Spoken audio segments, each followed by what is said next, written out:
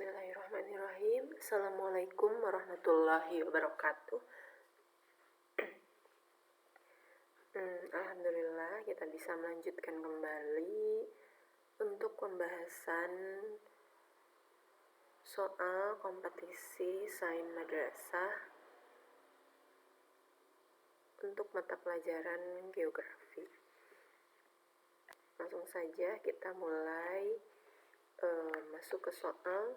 Wa huwa alladzi marajal bahraini hadza adbun furatu wa hadza milhun ujaju wa ja'ala bainahuma barzakha wa hijran mahjura. Ayat di atas menjelaskan perbedaan kadar garam dalam air laut dapat menyebabkan perbedaan arah aliran arus seperti yang terjadi di wilayah Gibraltar.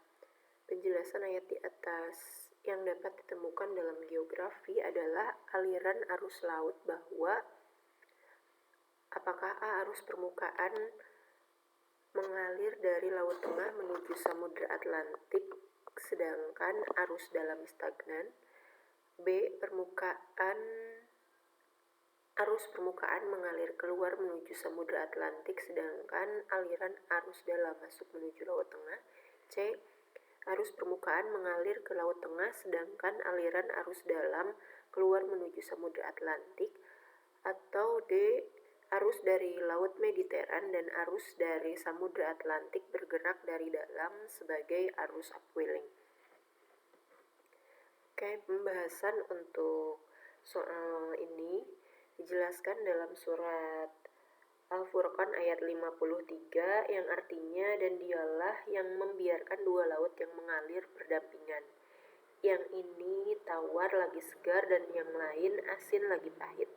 Dan dia jadikan antara keduanya dinding dan batas yang menghalangi.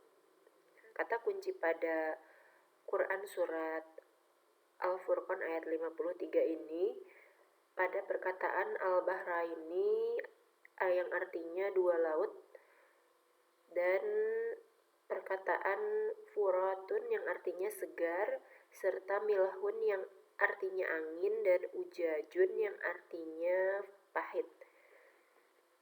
Nah, perlu diketahui bahwa terdapat satu sifat fisika air yang akan mempengaruhi arah arusnya, yaitu tingkat kerapatan air atau densitas, yakni ukuran perbandingan antara massa air dan volumenya. Faktor yang mempengaruhi densitas antara lain suhu, salinitas atau tingkat keasinan, kemudian tekanan, konsentrasi zat larut lain, kemudian kadar oksigen, dan juga ketinggian tempat. Nah, air laut di Laut Tengah memiliki kerapatan dan salinitas yang tinggi daripada kondisi air laut di Samudra Atlantik, dan air akan bergerak dari kerapatan tinggi ke daerah yang memiliki air berkerapatan rendah, sehingga arus Laut Tengah masuk bergerak ke Samudra Atlantik, sedangkan air laut Samudra Atlantik bergerak keluar dari Selat Gibraltar.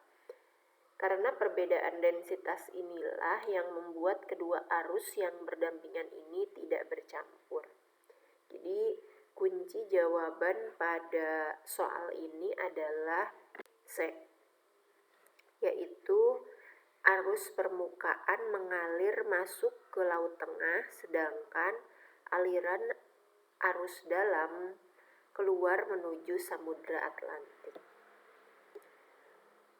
Soal berikutnya, alam taro annallaha yujzi sahaban thumma yu'allifu bainahu thumma yaj'aluhu rukaman fataral wadqa yakhruju min khilalihi wa yunazzilu minas samai min jibalin fiha min barodin fayusibu bihi may yasha'u wa yasrifuhu amma yasha'u yakadu sana baraqihi yadhhabu bil absar. Ayat di atas menjelaskan tentang peristiwa apakah A. Front panas, B. Front dingin, C. Front campuran, atau D. Front siklon. Baik, pembahasan untuk soal ini mengangkat surat An-Nur ayat 43 yang artinya, tidakkah kamu melihat bahwa Allah mengarak awan kemudian mengumpulkan antara bagian-bagiannya, kemudian menjadikannya bertindih-tindih, maka kelihatanlah olehmu hujan keluar dari celah-celahnya, dan Allah juga menurunkan butiran-butiran es dari langit, yaitu dari gumpalan-gumpalan awan seperti gunung-gunung, maka ditimpakannya butiran-butiran es itu kepada siapa yang dikehendakinya, dan dipalingkannya dari siapa yang dikehendakinya. Kilauan kilat awan itu hampir-hampir menghilangkan penglihatan. Kata kunci pada Quran Surat An-Nur ayat 43 ini ada perkataan sahaban yang artinya awan, dan al-wadqa yang artinya hujan, serta jibalin yang artinya gunung, juga sana barkihi yang berarti cahaya yang berkilat atau petir.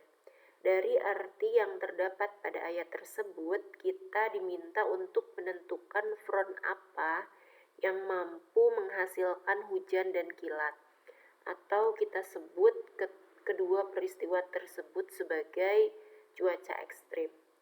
Front panas biasa terjadi ketika udara naik di pegunungan, sehingga udara seiring bertambahnya ketinggian akan mengalami kenaikan suhu dan akan banyak menangkap molekul air, sehingga kelembapannya pun meningkat, yang menyebabkan terbentuk awan ciriform dan statiform yang kemudian akan membentuk hujan gerimis.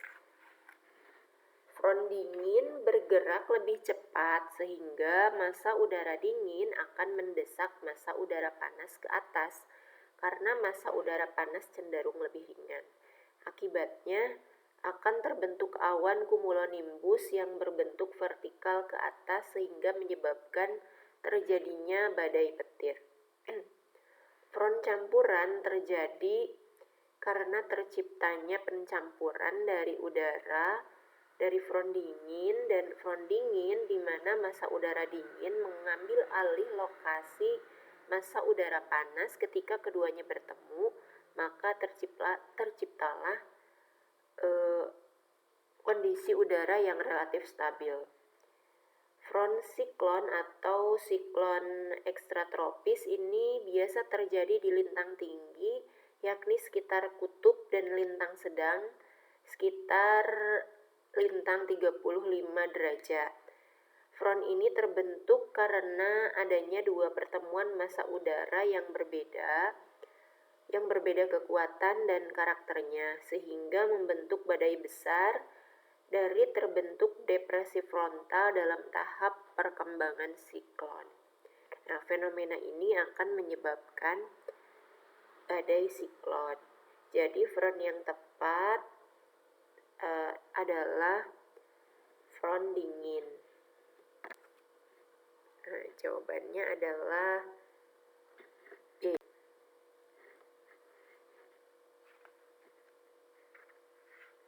Baik, soal berikutnya. Di antara bunyi ayat Al-Quran dalam surat At-Tur adalah wal baharil masjur.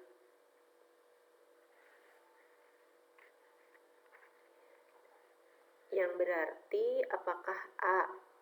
kontak air dan tekanan, B. adanya tekanan dan susupan tuf, C. adanya kontak air dan susupan tuf, atau D. adanya tekanan dan pembekuan. Ada kutipan ayat pada surat At-Tur ayat 6 yang artinya, dan laut yang di dalam tanahnya ada api. Nah, seperti halnya daratan, tidak menutup kemungkinan aktivitas tektonik dan vulkanik dari bumi pun dapat terjadi di lautan. Sehingga gunung berapi yang biasanya kita temui di daratan mampu terbentuk di lautan juga. Tentunya mampu bererupsi karena seiring waktu magma akan naik dan pada akhirnya akan keluar dari mulut gunung karena adanya tekanan dari inti bumi dan letusan batuan piroklastik dengan batuan jenis tuff. Nah, berarti kunci jawaban untuk soal ini adalah B, yakni adanya tekanan dan susupan tuff.